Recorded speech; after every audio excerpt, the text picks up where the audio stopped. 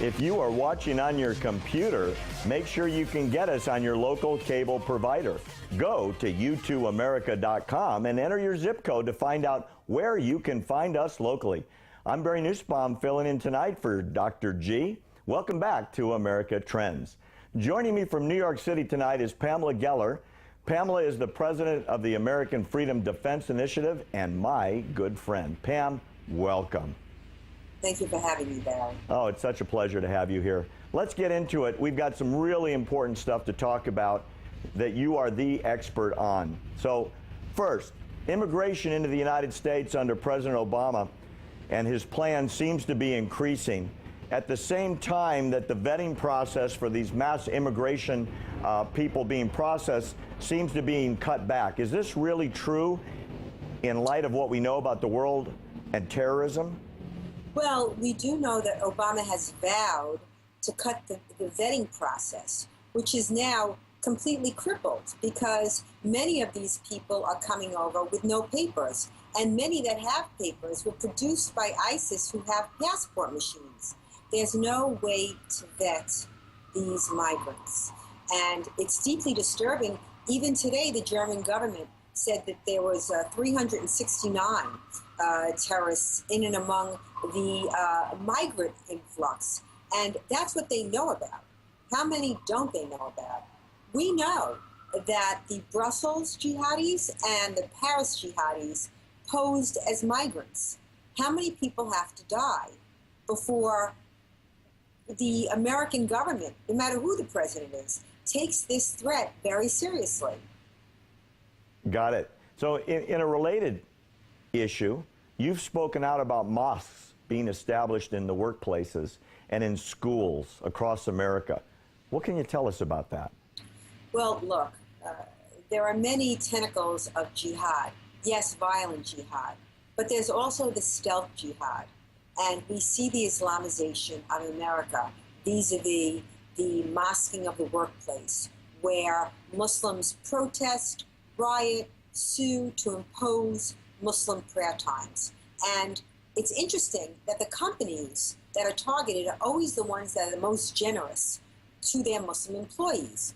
The Heinz Corporation, Hertz, Target, Walmart, these companies, particularly in the case of Hertz, who was giving Muslim prayer times to their workers and prayer spaces, they're being sued because the Muslims would leave for prayer breaks and then not come back. So Hertz said, look, you have to clock out for your Muslim prayer times. And they said, no, we're not clocking out. And they said, look, you have to, or we're going to suspend you. And they wouldn't clock out. They were suspended, and now they're being sued. Heinz is being sued to stop the line for Muslim prayer times. Now, mind you, in Muslim countries, they don't stop the line. They make up the prayers before or after work. This is a way of imposing Islam on the workplace, because in many cases, when they do allow for these prayer breaks, other non-Muslim employees have to extend their work days. So they're being inconvenienced, and many of these workers don't want to. There have been conflicting protests, and in some cases, it got violent.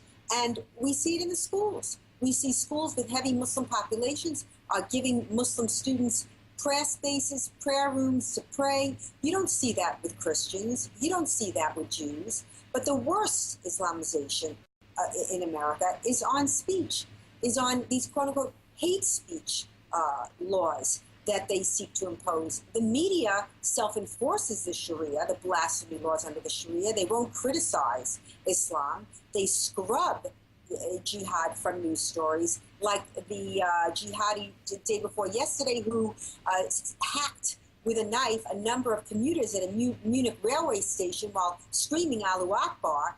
CNN never ran that. He said, infidel, I'm going to kill you.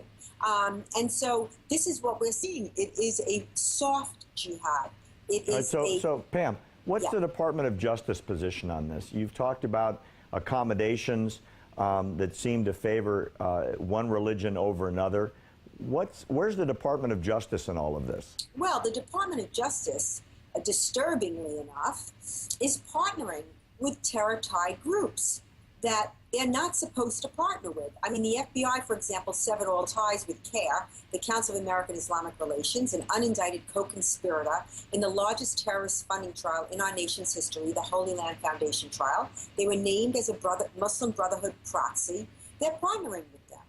And they're dictating, CARE is dictating policy.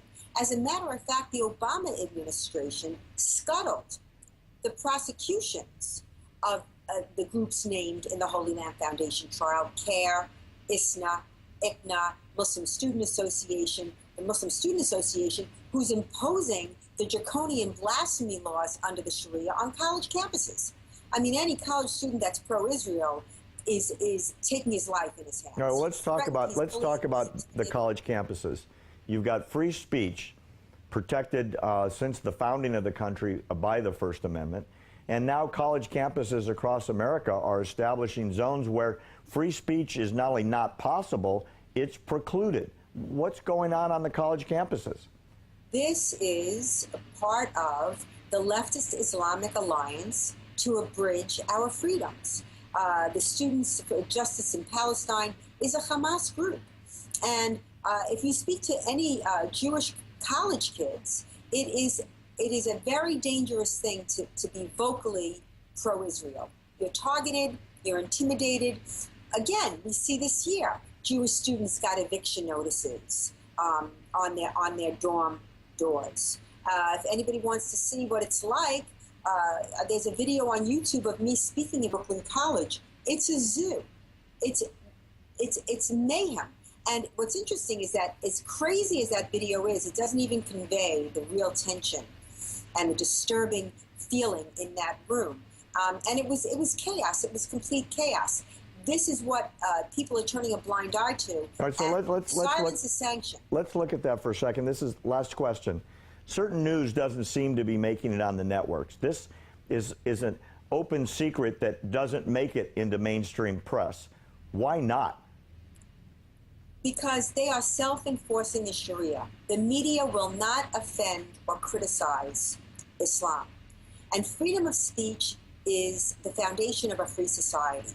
Without it, a tyrant can wreak havoc unopposed while his opponents are silenced. I got it. Pam, let me tell the viewers, find Pam Geller at PamelaGeller.com. You really need to go check out her website. Pam, thanks so much for being with us tonight.